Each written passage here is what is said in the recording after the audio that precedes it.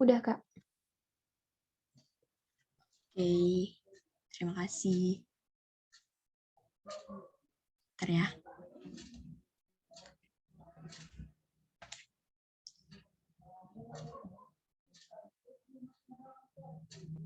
Oke, sekarang kita akan masuk masa Hindu-Buddha dan Islam di Indonesia. Menurut teman-teman, di mana yang duluan masuk ke Indonesia? Masa Hindu-Buddha atau masa Islam di Indonesia? Hindu-Buddha.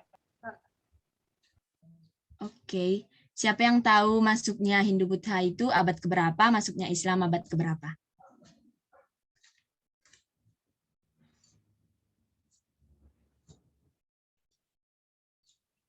Ada yang tahu?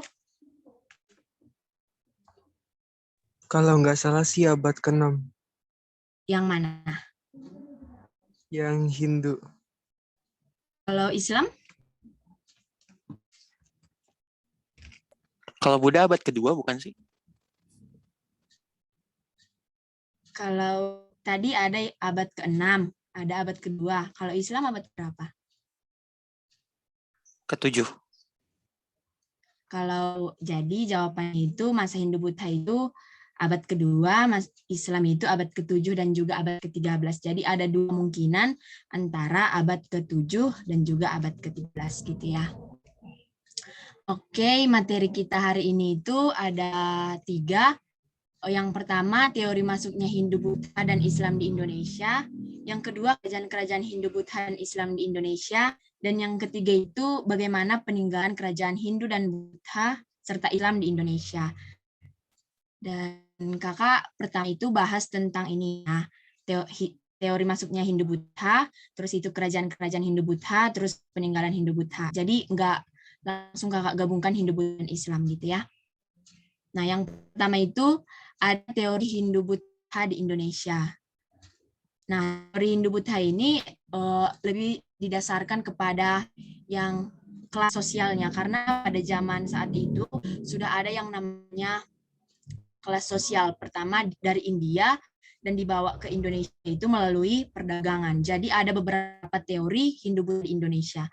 Nah, yang pertama itu ada teori Brahmana, di mana teori Brahmana ini merupakan salah satu kasta tertinggi pada kerajaan-kerajaan Hindu-Buddha. Nah, teori Brahmana ini dibawa oleh para kaum Brahmana ataupun kaum cendekiawan. Kalau sekarang itu mungkin dikatakan sebagai raja gitu pada saat sekarang. Dan yang kedua itu ada teori kesatria yang dibawa oleh orang-orang India yang berkasta kesatria. Jadi untuk menghafal bagaimana teori Hindu-Buddha ini sangat mudah adik-adik. Karena seperti tadi kan teori Brahma pastinya dibawa oleh Brahmana gitu kan. Yang kedua itu teori kesatria pasti dibawa oleh orang-orang yang kesatria ataupun yang ikut perang gitu. Jadi lebih gimana namanya ya itu pengertiannya gitu. Nah, ini teori Brahmana dan teori kesatria. Jadi teori Brahmana paling atas, di bawahnya itu ada teori kesatria. Nah, yang ketiga itu ada teori Waisya, di mana Waisya ini di bawah kesatria kan, di bawah kesatria itu ada teori Waisya, di mana teori ini dibawa oleh para pedagang. Nah, yang keempat itu ada teori arus balik. Maksudnya di sini bukan orang-orang India yang masuk ke Indonesia untuk menyebarkan agama Hindu-Buddha, melainkan orang Indonesia yang pergi ke India, belajar di sana, berdagang di sana, ataupun melakukan perjalanan ke sana dan mendapat ilmu, kemudian dibawa kembali pulang ke Indonesia sehingga disebarkanlah agama yang diketahuinya saat dia ke India itu, disebarkanlah di Indonesia. Jadi itu namanya teori arus balik gitu ya. Kalau sampai sini ada pertanyaan tentang teori? Kak, kalau teori Sudra tuh nggak masuk ya? Teori Sudra, enggak deh. Jadi cuma 4 teorinya. Yang ada teori Brahmana, Kesatria, Waisya, dan arus balik. Oke, Kak, makasih. Oke.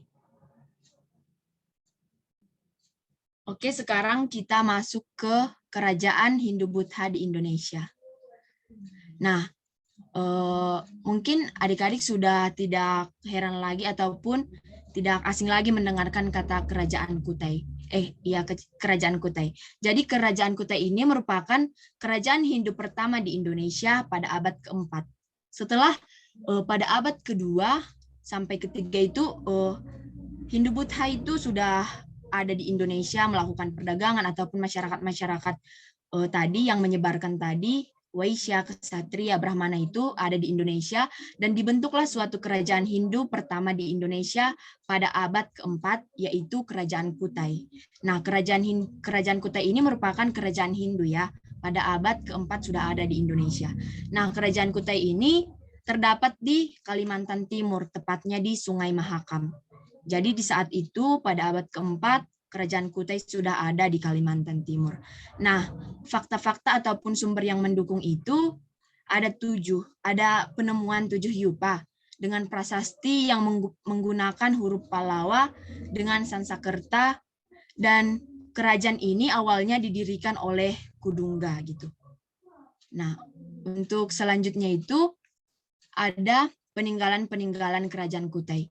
Teman-teman atau adik-adik bisa lihat di sini bagaimana peninggalan Kerajaan Kutai. Yang pertama itu ada 7 yupa tadi yang berarti prasasti berupa tiang listrik ini. Jadi ini 7 yupa itu.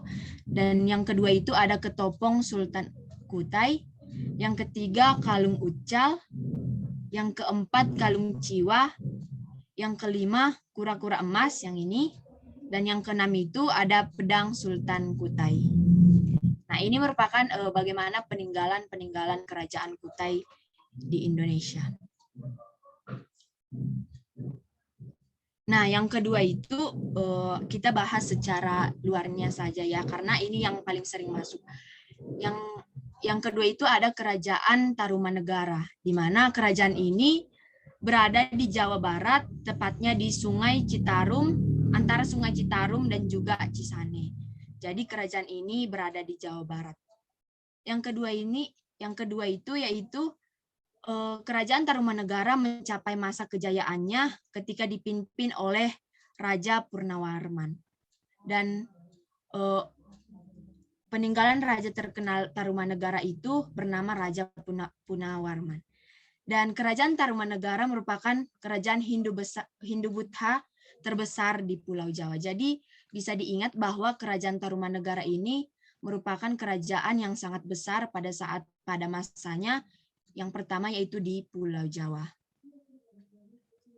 Nah, adapun peninggalan-peninggalan dari kerajaan Tarumanegara itu ada prasasti Tugu yang berisikan tentang pembangunan saluran Sungai Gewati sepanjang 12 km. Jadi adik-adik harus ingat ini bahwa Kerajaan Tarumanegara itu memiliki peninggalan kerajaan yaitu Prasasti Tugu, di mana di situ berisikan bagaimana nantinya pembangunan Sungai Gewati sepanjang 12 meter. Nah, ini sering masuk di soal-soal SBMPTN. Yang kedua itu Prasasti Ciareteum yang berisikan kedua jejak telapak kaki gitu. Jadi prasasti ini berisi kedua jejak telapak kaki. Ini ya. Dan yang ketiga itu ada prasasti kebun kopi yang berisikan dua kaki gajah yang disamakan dengan telapak kaki gajah Airawati ataupun disebut sebagai kendaraan Dewa Wisnu. Ada yang tahu apa Dewa Wisnu? Dewa dari Hindu. Yang lain? Dewa pemelihara alam.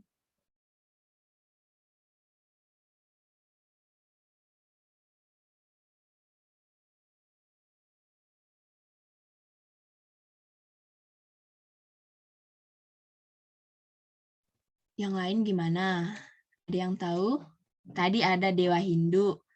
Yang tadi lagi siapa tadi yang jawab? Fadilah.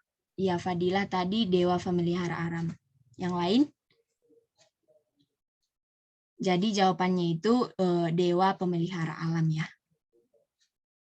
Oke, next. Bentar ya, jaringan kakak. Nah, setelah Kerajaan Tarumanegara itu ada namanya Kerajaan Mataram. Nah, Kerajaan Mataram ini lebih dikenal dengan Mataram kuno. Nah, nantinya kerajaan ini terbagi menjadi 2 adik-adik, di mana kerajaan ini nanti terbelah dan menjadi kerajaan Islam. Pada tahun 717 sampai 780, Raja Sanjaya mulai memerintah Kerajaan Mataram. Dan kerajaan Mataram ini memilih penangkaran agama Buddha menjadi agama kerajaan, menjadi bagaimana terjadinya perpecahan Mataram kuno ini nanti. Jadi seperti yang tadi kakak katakan, bahwa kerajaan agama Buddha itu dulunya mereka jadikan sebagai hanya agama gitu kan. Tetapi lama-kelamaan terjadi penangkaran agama Buddha yang menjadikan kerajaan ini terpecah menjadi 2. Adapun raja yang sangat terkenal pada kerajaan Mataram itu ialah Raja Balitung pada tahun 898 sampai 911 Masehi. Nah, peninggalan kerajaan Mataram itu yang pertama ada Candi Borobudur ini. Yang kedua lebih banyak ke candi ya. Yang kedua itu ada Candi Prambanan. Yang ketiga itu Candi Dieng. Yang keempat Candi Genong Solo. Yang kelima Candi Mendut. Dan yang keenam itu Prasasti Canggal berangkat tahun 732 Masehi yang dituliskan dengan huruf Pallawa. Dan yang terakhir itu ada Prasasti Kalasan yang berangkat tahun 778 Masehi berhuruf Pranagari dan bahasa Sanskerta. Jadi mungkin dari kerajaan Mataram inilah Pancasila diambilkan karena Pancasila itu merupakan bahasa Sanskerta kan. Jadi mungkin dari sini dan dikembangkan. Jadi kerajaan Mataram ini lebih maju sedikit daripada kerajaan-kerajaan sebelumnya. Yang selanjutnya itu ada Kerajaan Sriwijaya. Menurut teman-teman apa sih keistimewaan dari Kerajaan Sriwijaya? Kerajaan Buddha pertama enggak sih, Kak?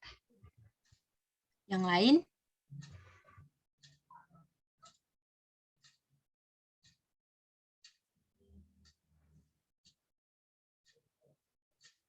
Oke, jadi keistimewaan. Kenapa, Dek? Kerajaan Maritim. Benar. Jadi pada saat itu Sriwijaya itu merupakan salah satu kerajaan maritim terbesar di Indonesia. Bahkan kerajaan ini sangat maju gitu.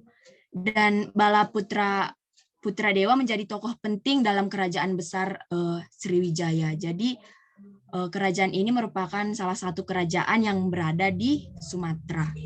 Dan kerajaan ini berpusat di Palembang. Adapun selanjutnya itu ada peninggalan kerajaan ini, Kerajaan Sriwijaya. Yang pertama itu kakak salah nuliskan aturannya, ini Kerajaan Sriwijaya ya. Bentar. Yang pertama Prasasti Kedudukan Bukit, yang kedua Prasasti Talang Tuo, yang ketiga itu Prasasti Telaga Batu, yang keempat ada Prasasti Kota Kapur, yang kelima ada Prasasti Karangberahi, dan yang keenam ada Candi Muara Takus. Ini apa namanya? Muara Takus mungkin, Kak. Jadi ini apa? Candi. Candi ini candi ya, Candi Muara Takus. Yang selanjutnya itu ada Kerajaan Singosari. Ada yang tahu ini Kerajaan Singosari? Ceritanya?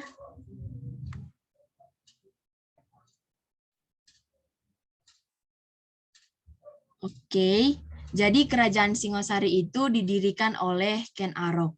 Dan Kerajaan Singosari ini mencapai masa kejayaan dipimpin oleh Kertanegara. Karena Kertanegara ini memiliki tekad yang sangat kuat dan sangat besar untuk menyatukan seluruh Nusantara. Jadi pada saat Kerajaan Singosari dipimpin oleh Kertanegara, mereka mencapai masa kejayaan di mana visi dari Kertanegara ini untuk menyatukan seluruh Nusantara.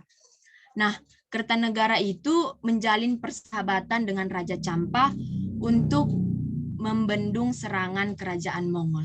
Jadi adik-adik yang perlu diketahui bahwa kerajaan Mongol ini merupakan kerajaan yang sangat besar pada zaman itu dan banyak sekali negara-negara yang dapat ditaklukkan oleh kerajaan Mongol. Akan tetapi kerajaan Singosari dapat mengalahkan kerajaan Mongol. Itulah karena kehebatan dari Kertanegara tadi. Jadi saat kerajaan Singosari dipimpin oleh Kertanegara, Kertanegara dapat membendung serangan dari kerajaan Mongol. Bahkan banyak sekali negara-negara di Eropa pada saat itu sudah maju, sudah berkembang, tidak dapat mengalahkan kerajaan Mongol. Akan tetapi kerajaan yang ada di Indonesia, yaitu kerajaan Singosari tadi, dapat mengalahkan kerajaan Mongol pada saat pemerintahan dari si Kertanegara, gitu ya. Nah, yang selanjutnya itu dengan terbunuhnya Kertanegara ini, maka berakhirlah kerajaan Singosari. Jadi karena Kertanegara ini sangat memiliki kemampuan dan juga memiliki pemimpin yang sangat bagus, memiliki jiwa kepemimpinan yang sangat bagus, setelah dia terbunuh ataupun meninggal, maka berakhir pula lah kerajaan dari Singosari tadi. Nah, adapun peninggalan-peninggalan dari kerajaan Singosari itu, yang pertama ada Candi Kindal, di mana Candi Kindal dibangun sebagai penghormatan untuk Anusapati pada raja kedua Singosari. Yang kedua itu ada Candi Jawi, yang dibangun sekitar abad ke-13 di Jawa Timur, yang diduga menjadi tempat pemujaan atau peribadatan Buddha. Yang ketiga itu ada Candi Jago, di mana Candi Jago ini berasal dari kata Jajakhu, yang diambil dari kitab Negara Kertagama, yang juga Pararaton, gitu. Nah, selanjutnya itu ada Kerajaan Majapahit. Jadi Kerajaan Majapahit ini didirikan oleh Raden Wijaya, dan pada saat Kerajaan Hayam Wuruk dengan patihnya Gajah, mereka mengalami Mayaan. Kerajaan Majapahit runtuh karena adanya pengaruh Islam yang masuk ke Indonesia dan perang saudara.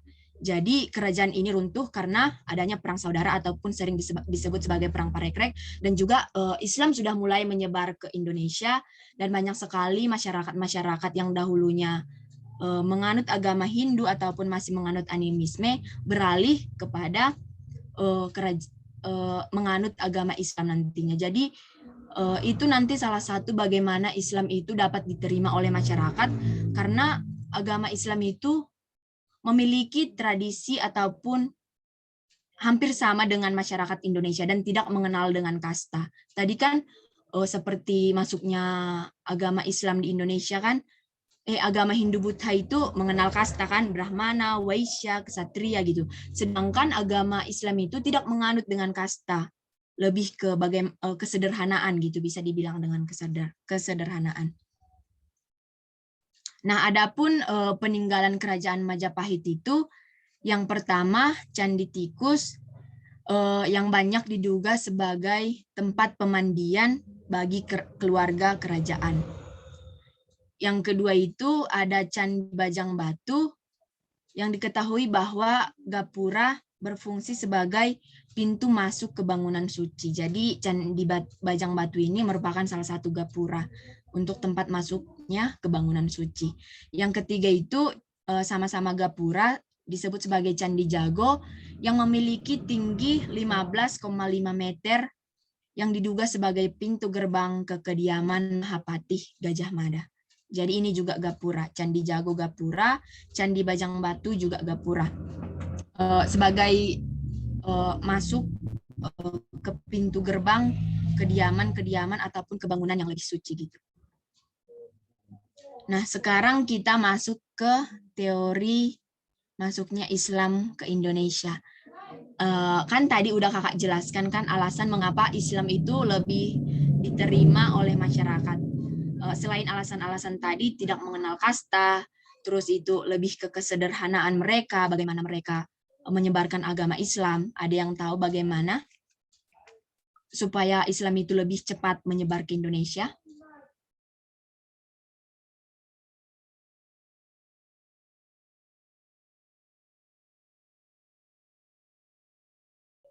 Nggak apa-apa, salah, Dek. Kalau kita sama-sama belajar di sini.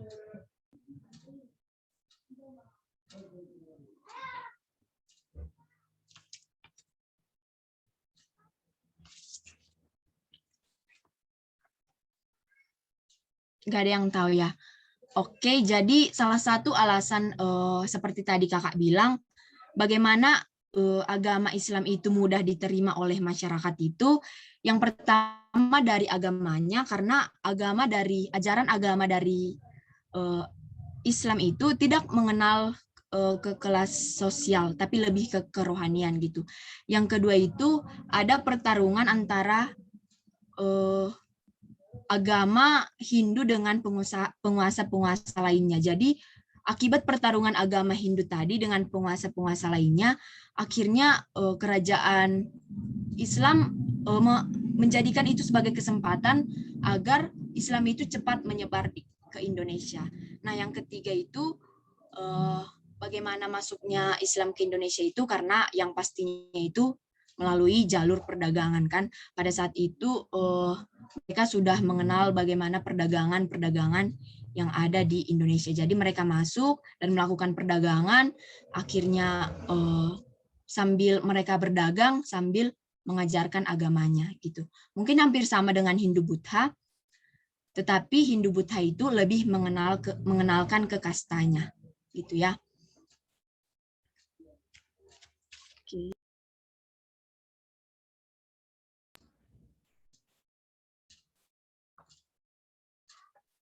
Izin adik-adik, tadi suara kakak nggak kedengaran ya? Kedengaran, Kak. Kedengaran kok, Kak. Oke. Bentar ya. Oke, sekarang teori masuknya Islam ke Indonesia.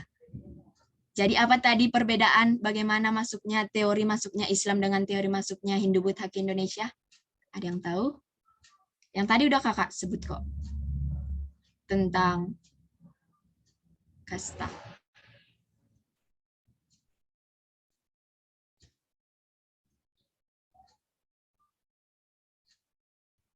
Nggak ada ya?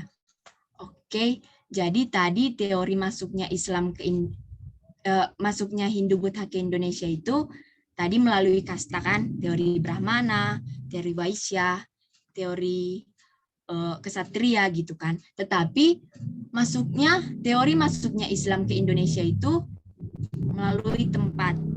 Tadi kasta, teori Islam itu melalui tempat. Dapat adik-adik lihat yang pertama itu ada teori Mekah, ada teori Gujarat, ada teori Cina, ada teori Persia. Jadi teori-teori ini lebih mendominasi ke tempatnya. Jadi hampir sama tadi kayak Brahmana, ya di bawah Brahmana gitu kan. Sekarang itu teori Mekah, ya dari Mekah orang-orang Islam itu masuk ke Indonesia melalui perdagangan, mungkin pertama itu dari Mekah, dari Gujarat, dari Cina gitu. Jadi masuknya Islam ke Indonesia itu lebih mendominasikan ke tempat. Yang pertama ada teori Gujarat.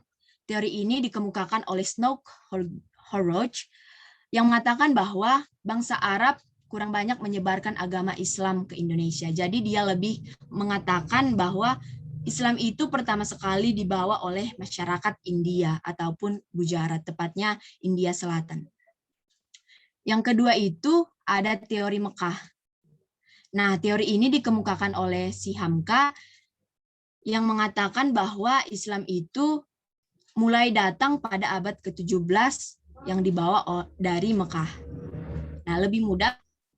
Jadi Hamka mengatakan Islam itu masuk ke Indonesia itu dari Mekah.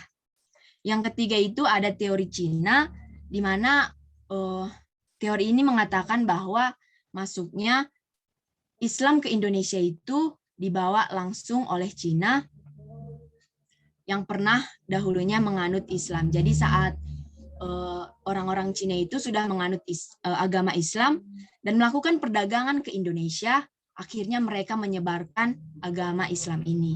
Nah, itu menurut si teori Cina. Yang keempat itu ada teori Persia, di mana teori ini dibangun oleh P.A. Hossein Jajaningrat, di mana ia mengatakan bahwa agama Islam itu masuk dan dibawa oleh orang-orang Persia, gitu. Nah, ada kerajaan Islam di Indonesia. Ada yang tahu apa-apa aja kerajaan Islam di Indonesia? Samudra Pasai. Ya, Samudra Pasai. Terus? Aceh, Malaka. Yang lain? Mataram Islam. Ya, Mataram Islam. Nah, yang tadi kan Mataram Islam itu kan yang tadinya itu Mataram kuno dan terbagi menjadi dua, ada Mataram kuno dan Mataram Islam gitu. Yang lain gimana? Ada yang tahu nggak Kota Barus? Kota Barus.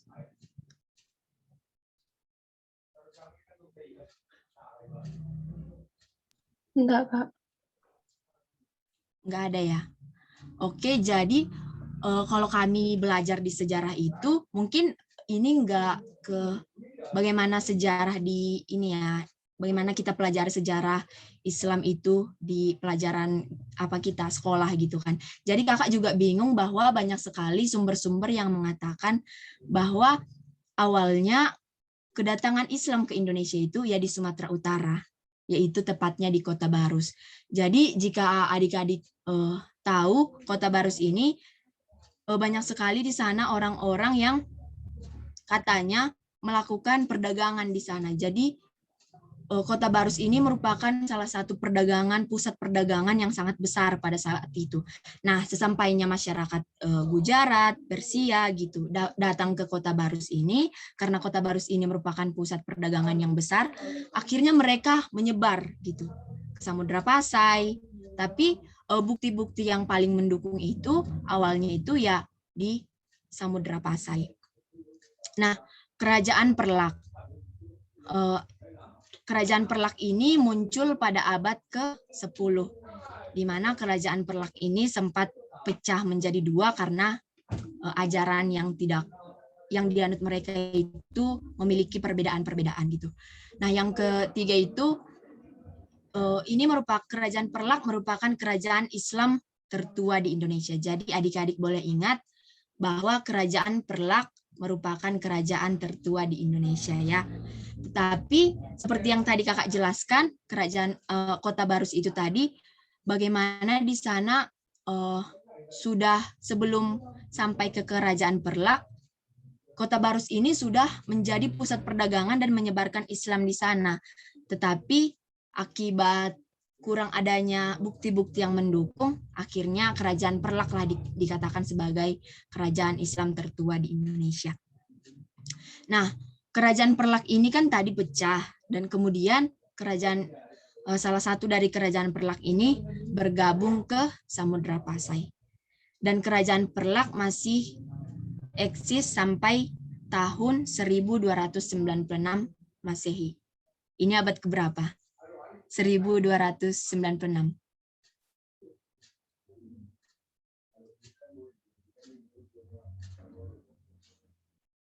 Halo.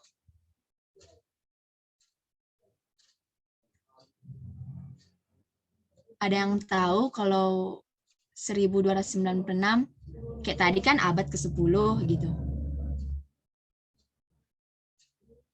Jadi kalau menghitung abad itu misalnya kan 1296. Jadi itu bisa disebutkan sebagai abad ke-13 gitu ya. Misalnya 2021. 2000-an gitu, 2000-an ke bawah itu dikatakan sebagai abad ke-21. Nah, mungkin 1820 gitu, itu dikatakan sebagai abad ke-19. Jadi dimajukan satu. Misalnya 1750 itu dikatakan sebagai abad ke 18. Oke. Jadi dimajukan satu ya untuk mempermudah adik-adik bagaimana abad-abad, mengetahui abad. Nah, yang kedua itu ada Kerajaan Samudra Pasai. Nah, Kerajaan Samudra Pasai ini didirikan oleh Malikus Saleh. Dan Kerajaan Samudra ini mendapatkan 2 kali serangan dari Siam dan juga Majapahit. Tadi Majapahit itu kerajaan apa? Hindu Buddha kalau nggak salah, atau Buddha. Oke, benar-benar. Jadi ini kerajaan Majapahit ialah kerajaan Hindu Buddha. Nah, akibat dari serangan dari Siam dan juga Majapahit, akhirnya kerajaan Samudra Pasai pun lemah. Jadi karena serangan Siam dan juga Majapahit ini, Samudra Pasai pun mengalami masa keruntuhan. Yang ketiga itu Kerajaan Demak. Nah, Kerajaan Demak ini muncul karena melemahnya Kerajaan Majapahit. Kalau Kerajaan Demak di mana? Di Jawa, Sumatera? Di Jawa atau di Sumatera?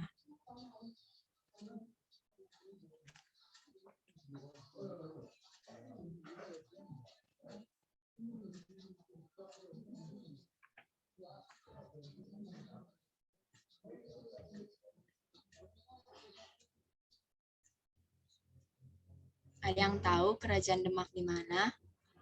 Di Jawa, Jawa. Kak. Jawa, Kak. Mantap. Jadi kan untuk mempermudah teman-teman dalam menghafal bagaimana kerajaan-kerajaan itu, kita harus mengerti dulu siapa raja yang pertama ataupun siapa raja yang memimpin. Seperti tadi kan Kerajaan Samudra Pasai dipimpin oleh Malikus Saleh. Kalau Malikus Saleh itu pasti berhubungan dengan Samudra Pasai untuk mempermudah adik-adik. Nah, Kerajaan Demak ini muncul karena melemahnya Kerajaan Majapahit. Nah, seperti tadi kan kakak bilang bahwa agama Islam itu ada di Indonesia karena adanya pertikaian ataupun perbedaan-perbedaan ataupun sering disebut sebagai pertarungan antara masyarakat di Indonesia dengan kerajaan Hindu Buddha. Jadi akibat dari pertentangan masyarakat Indonesia dengan Hindu Buddha ini, akhirnya Islam mengambil kesempatan tersebut. Nah, saat itulah kerajaan-kerajaan Islam itu muncul. Misalnya nih, Kerajaan Demak kan muncul karena melemahnya Kerajaan Majapahit. Nah, gitu ya. Nah, Kerajaan Demak ini dipimpin oleh raja yang pertama, yakni Raden Patah. Jadi kalau ada yang membahas tentang Raden Patah, itu pasti berasal dari Kerajaan Demak. Yaitu pada tahun 1500 sampai 1518. Abad keberapa? Ke-16. 16. Paham ya kalau persoalan abad tadi kan? Iya, Kak, paham. Oke. Yang ketiga itu Kerajaan Demak berhasil mencapai puncak kejayaannya pada masa pemerintahan Sultan Trenggono. Nah, saat Sultan Trenggono ini memerintah, Kerajaan Demak ini mencapai puncak kejayaan, yaitu pada tahun 1521 sampai 1546 Masehi. Oke, ini bisa adik-adik lihat, ini merupakan Kerajaan Demak pada saat itu.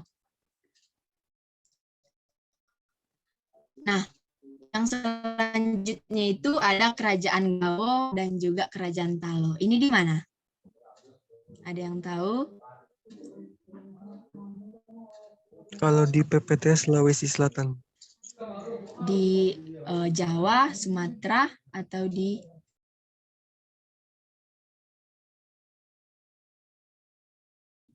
merupakan kerajaan berada di Sulawesi Selatan dan saling berhubungan baik. Jadi kerajaan ini sebenarnya dua, tapi saling berhubungan. Ini lebih sering digabungkan antara kerajaan Gawo dan juga kerajaan Palo. Nah, di bawah pemerintahan Sultan Hasanuddin, Makassar berhasil menguasai kerajaan-kerajaan kecil di Sulawesi Selatan, yaitu Ruwu, Wajo, Sompeng, dan Bone. Jadi kerajaan Gawo ini dipimpin oleh kerajaan Sultan Hasanuddin yang berhasil menguasai kerajaan-kerajaan kecil lainnya. Nah, dari situlah nanti orang kerajaan Gawo dan juga kerajaan Palo bergabung. Adik-adik bisa lihat ini. Ini merupakan kerajaan Gawo. Nah, sekarang kita masuk ke peninggalan kerajaan Islam di Indonesia. Nah, sebelum itu kakak mau tanya, apakah adik-adik tahu bahwa kerajaan Islam dan kerajaan Hindu-Buddha itu memiliki akulturasi? Ada yang tahu pengertian akulturasi?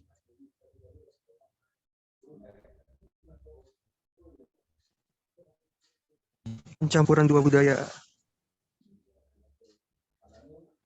Pencampuran dua budaya gitu. Gitu aja, Dek. Tanpa meninggalkan kayak nilai-nilai budaya sebelumnya.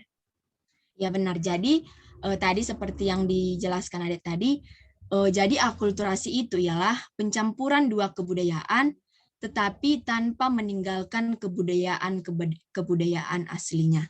Jadi itu ialah salah satu jadi itu ialah pengertian dari akulturasi. Itu diingat ya adik-adik. Karena nanti banyak sekali soal-soal apa contoh dari akulturasi antara kerajaan Islam dan juga kerajaan Hindu-Buddha di Indonesia.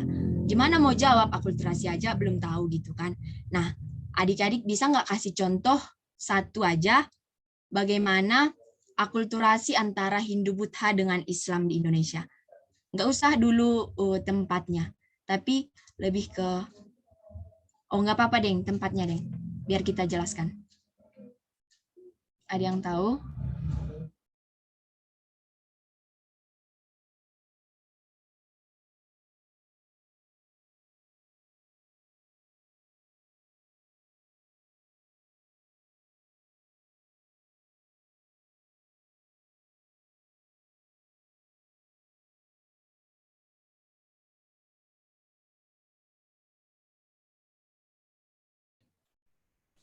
Jadi, nggak ada yang tahu ya?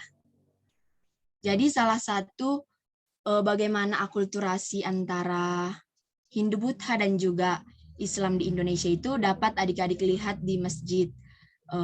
Mungkin kakak lupa di mana masjidnya, tapi ada salah satu masjid yang menggabungkan antara kerajaan Islam dan juga Hindu-Buddha. Jadi ada akulturasi antara kerajaan Islam dan juga Hindu-Buddha.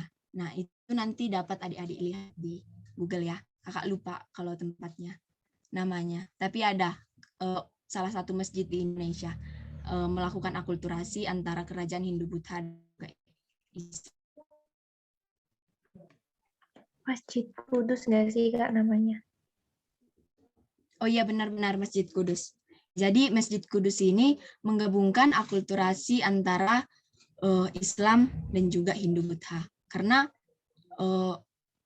seperti misalnya prasejarah itu juga, prasejarah nanti ada hubungannya dengan India gitu. Bagaimana akulturasi pada masa prasejarah dengan Hindu-Buddha di Indonesia. Pasti ada. Ada yang tahu bagaimana akulturasi antara saat prasejarah, bukti-bukti ataupun sumber-sumber yang kita pelajari yang sebelumnya itu tentang prasejarah dengan agama Hindu-Buddha? Prasasti mungkin, Kak.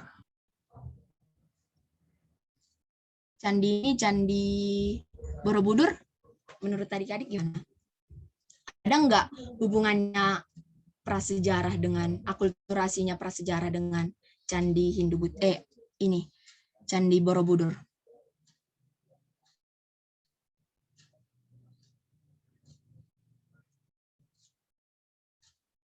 Kan kita kemarin Punden berundak-undak kan udah tahu kan? Iya, Kak.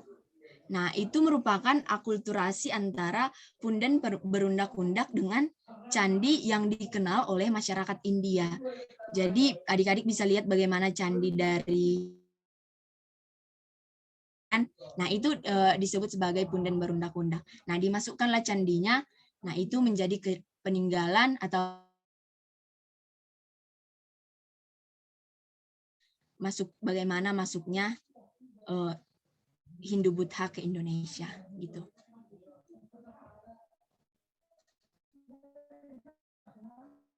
Sebenarnya suara kakak Aran Masih, Mas, Kak. Oke, jadi tadi kakak menjelaskan bagaimana peninggalan-peninggalan kerajaan Islam di Indonesia. Yang pertama itu ada peninggalan bangunan tempat ibadah, yang pastinya itu Masjid Demak yang tadi kakak bilang kan. Terus itu ada Kudus, Banten, dan Masjid Raya. Dan yang kedua itu bangunan makam. Nah, adik-adik bisa melihat bangunan makam Trowulan, bangunan makam Raja Gowa. Nah, yang ketiga itu seni rupa dan ukir. Di mana seni rupa dan ukir itu dapat dilihat di Masjid Manting Jepara. Nah, yang selanjutnya itu ada di bagian kesusastraan, di mana peninggalan kerajaan Islam itu yang pertama di kesusastraan, di mana ada hikayat. Ada yang tahu pengertian hikayat?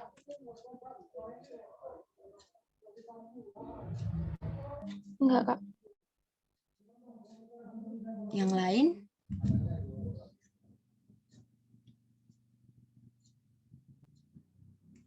Jadi hikayat itu adalah kayak jurnal pribadi dari raja-raja. Ini lebih ke bagaimana kehidupan pada zaman dahulu, tapi lebih untuk raja-raja gitu. Nah, yang kedua itu ada seni, yakni gamelan. Jadi gamelan ini merupakan hasil kebudayaan ataupun peninggalan dari masa Islam di Indonesia. Yang ketiga itu ada wayang tradisi. Adik-adik bisa lihat yang pertama itu ada Grebek Maulid di Yogyakarta, ada Dewaden dan Debus di Banten dan Cirebon, dan ada Tabut di Bengkulu, dan ada Athan Utan di Aceh, dan ada Bubur Surah di Jawa. Jadi ini merupakan peninggalan-peninggalan kerajaan Islam berupa wayang dan juga tradisi.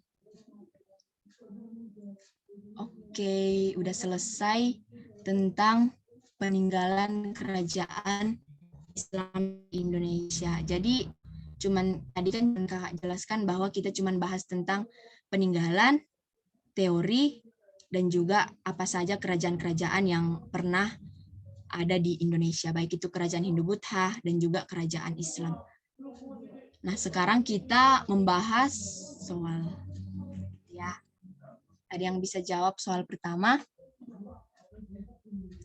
Yang soalnya itu, berdasarkan pendapat para ahli sejarah, agama Islam masuk ke wilayah Indonesia melalui para pedagang yang berasal dari wilayah A. Gujarat, Mesir, Arab. B. B, Kak. Persia. Yang lain ada? B, Kak. Oke. Ada yang mau jelaskan ini tadi? Tadi udah kakak buat loh tipsnya biar mudah menjelaskan bagaimana teori masuknya agama Islam ke Indonesia. Gak apa-apa pakai kata-kata sendiri. Jadi jawabannya itu B.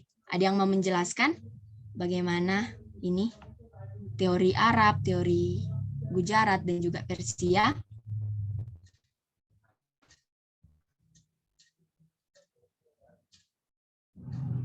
Tadi kan udah kakak sebut kalau agama Islam itu teorinya ke tempat gitu kan. Kalau agama Hindu Buddha ke kasta. Nah, kalau ke tempat ini misalnya Gujarat tadi, teori ini menjelaskan bahwa masuknya Islam ke Indonesia berasal dari Gujarat ataupun India. Kalau Arab gimana? Ada yang mau buat pengertian dari teori Arab? Masuknya Islam dari Arab. Gitu doang. Nggak apa-apa, mantap, mantap. Yang ketiga Persia, ada yang mau coba? Islam disebarkan melalui perdagangan dari Persia. Mantap. Ini udah jelas ya kalau persoalan tentang teori. Kalau teori nggak apa-apa ya, Dek. Udah kan? Oke, next. Ini. Ajaran Islam sangat mudah diterima publik di Nusantara ataupun sangat mudah diterima oleh masyarakat di Nusantara. Karena faktor berikut kecuali D, Kak. D, Kak. Kak. D. kenapa deh? Kenapa deh? Karena di Islam nggak ada sistem kasta. Kalau yang ini yang A cukup dengan ucapkan syahadat gitu, benar kan? Yang kedua itu lewat jalan damai. Seperti tadi kakak jelaskan bahwa mereka itu awalnya datang ke Indonesia, masyarakat baik masyarakat Gujarat ataupun Persia, Arab datang ke Indonesia itu masuk nggak seperti Belanda kan? Masuk ke Indonesia itu melalui perdagangan. Nah, mereka menikah dengan masyarakat di Indonesia dan menyebarkan agamanya. Jadi tidak ada kata-kata tentang peperangan pada saat itu. Jadi mereka masuk dengan lewat jalan damai. Nah, yang C itu ajaran cenderung lebih sederhana. Jadi maksudnya di sini seperti tadi kakak jelaskan bahwa ajaran itu hampir sama dengan tradisi-tradisi yang dianut oleh masyarakat di Indonesia. Jadi tradisi-tradisi tersebut masyarakat Islam masuk ke Indonesia itu masih dapat menerima bagaimana tradisi yang ada di Indonesia dan hampir sama juga. Jadi akhirnya mempermudahkan bagaimana Islam itu diterima oleh masyarakat ke Nusantara. Nah, kalau yang D ini punya siapa? Teori dari Hindu Buddha atau Islam? Yang D. Dari Hindu. Buddha. Oke, yang E, ada yang mau ngasih alasan tanpa ada paksaan? Kenapa Islam itu diterima tanpa ada paksaan?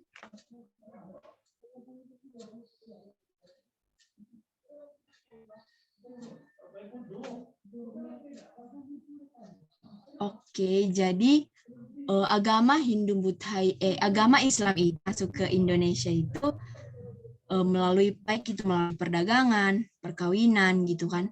Mereka tidak memaksa masyarakat agar menganut agama dari mereka.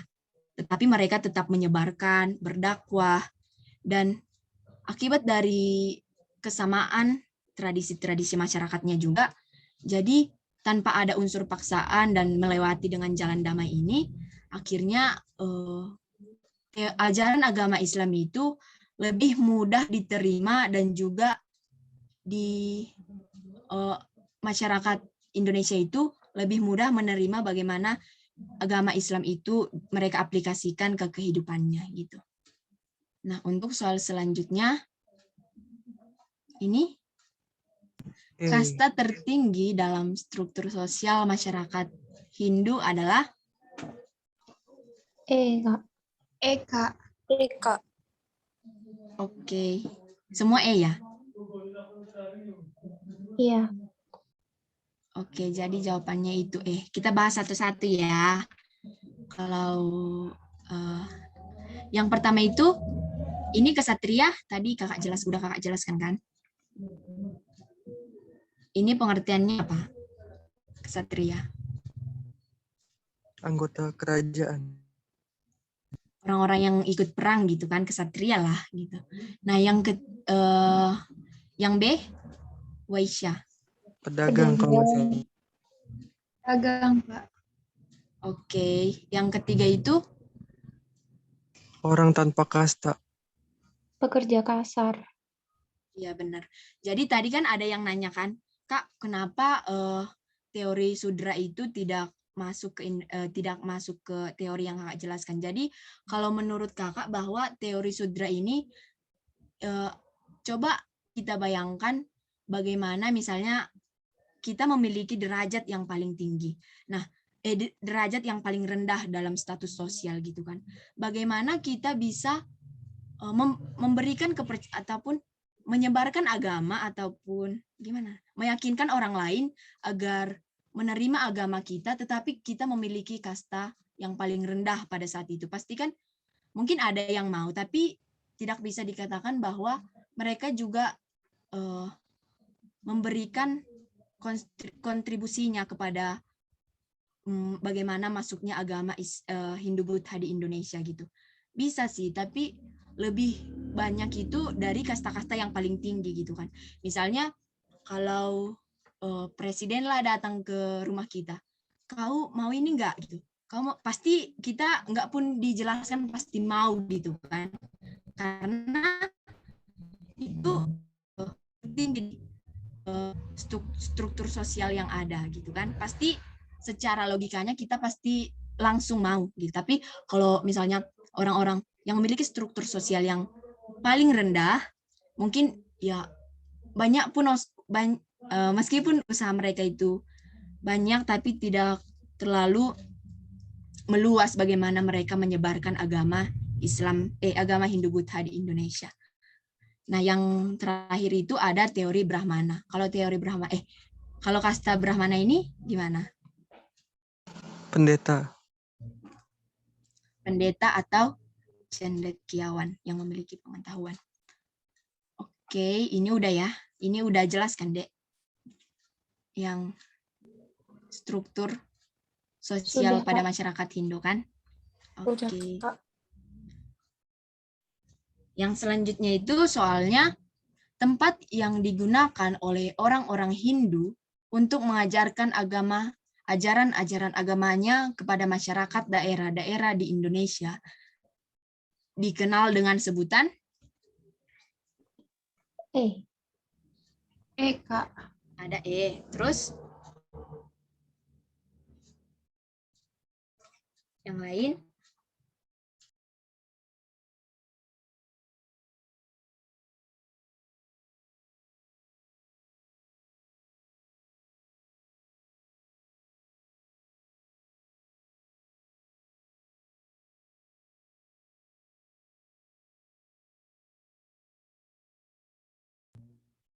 Hindu loh, Dek, bukan Buddha.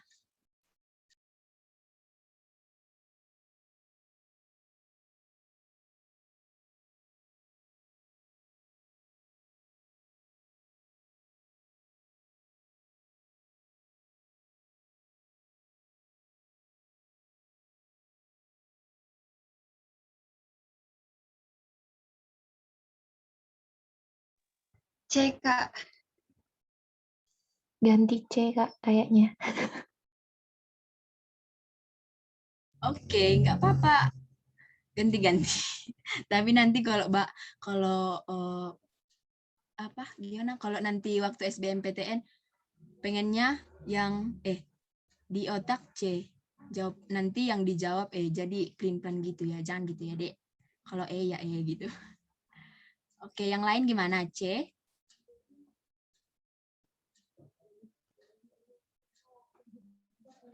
Atau Iya, Kak, aku ada C. yang lain?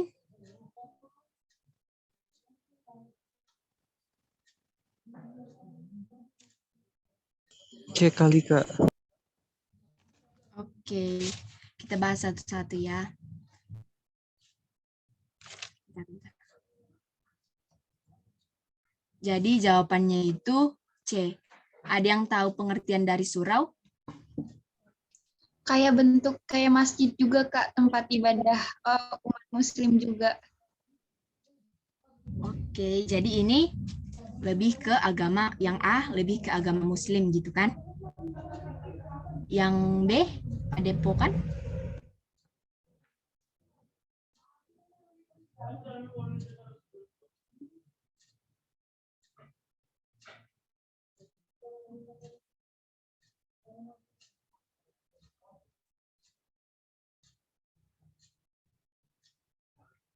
Kurang tahu Kak kalau pengertiannya.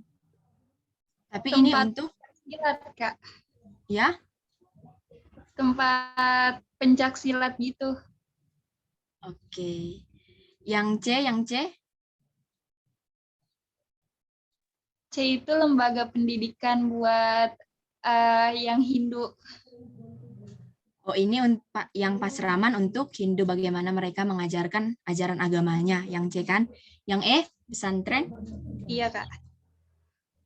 Pesantren kayak sekolah juga buat umat muslim.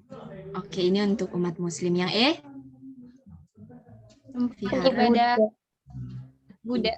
Untuk Buddha. Jadi jawabannya itu C, pasraman. Untuk bagaimana orang-orang Hindu mengajarkan ajaran-ajaran agamanya. Jadi jangan vihara ya, vihara itu untuk Buddha. Oke?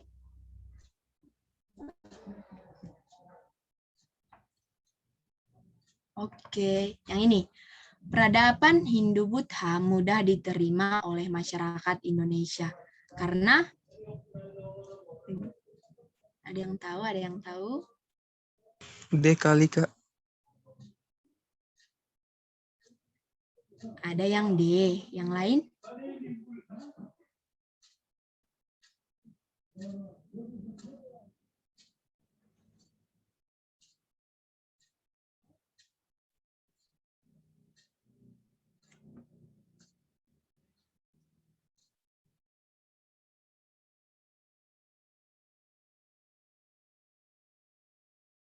Yang lain gimana? Nggak apa-apa salah. Kita sama-sama belajar kan?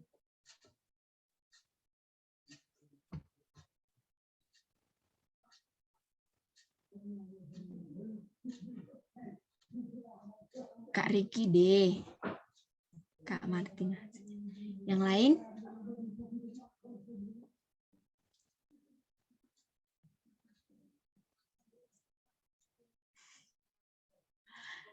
Yang lain gimana? Yang B kayaknya, Kak.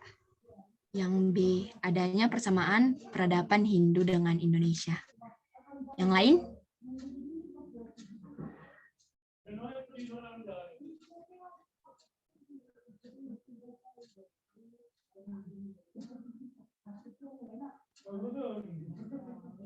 Oke, jadi jawabannya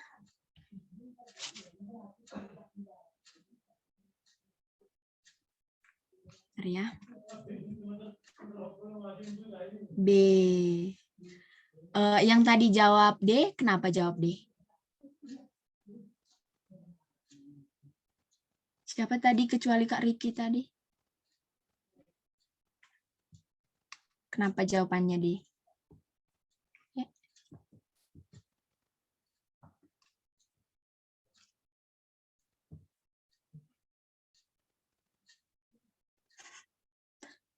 Tadi kan ada kan yang jawab D. Kalau aku ngiranya karena mereka berdagang terus-menerus, jadinya kayak deket, akhirnya lama-lama jadi terpengaruh kirain gitu. Oke, nggak apa-apa deh.